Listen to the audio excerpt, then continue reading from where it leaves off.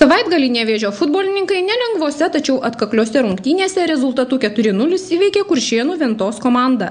Kėdainiečiai nuo pat rungtynių pradžios ėmėsi aktyvių veiksmų, sukurdami progas įvarčiams, tad pirmasis į svečių vartus krito jau 11 minutę po tikslaus Areto Gėgžno smūgio.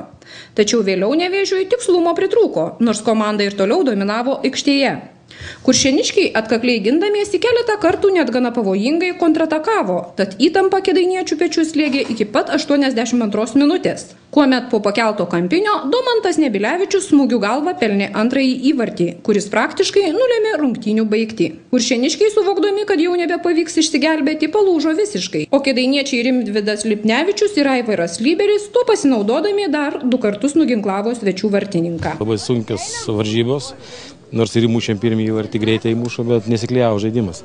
Nes jie irgi tokių progų turėjo prie 1-0, labai skaudėjo širdį. Po pirmo kėlinio bandėm, biškį pakeitėm vidury žaidėjų, kad antrą kėlinį galbūt ir susitvarkėm tai prie savo vartų, bet problema viena yra, kad mes patys nemušam. Tada, suprantat, kaip yra psichologiškai žaidėjai, kada neįmušam, jie patys paskui neatsiraša jiems tokios laisvumo nėra. Jūs pažiūrėkit, 2-0 kaip pavedėm, jie pradėjo laisvai, momentai atsirado, viskas, tai va, kaip užburtas ratas, mums jau čia kelintos rungtynės kartuojas, niekaip negalim įmušti.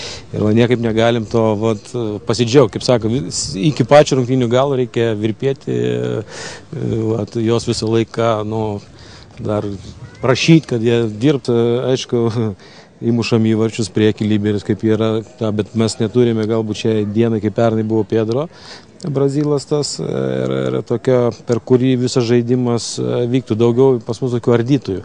Tai va laukiam Brazilo šito Ricardo, kuris treniruojasi jau neblogoj formoje atrodo, ir galvojam, kad sekančias rungtynės galės žaisti ir jisai turėtų būti tas toksai surišti, matot, atranda, ten netenka kamuolys, eina biškai vesti, reikia, tokio vieno žaidėjo trūks, galvojam jis įeitų, turėtų normaliai būti, tikimės iš jo daug, kad padės tą greičiau praspręsti, mušti įvartį, kad, kaip sakant, lengviau komandai būtų.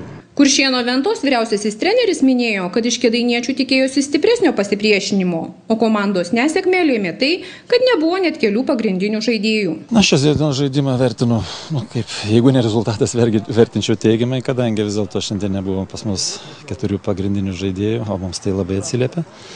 Tai vienas dalykas, o apie komandą, didžioji dauguma vietiniai, kuršiniečiai, yra keli žaidėjai iš Šiaulių. Kaip Nevėžio?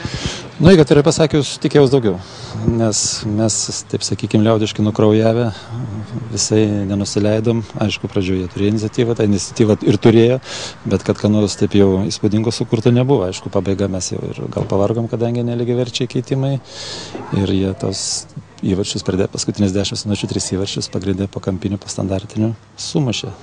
Tikėjaus daugiau, aš Nevėžio. Čempionatų tokių konkrečių tikslų nėra, mums svarbiausia Kuršėnuose išlaikyti futbolas, kad būtų vis dėlto tokia miestelį.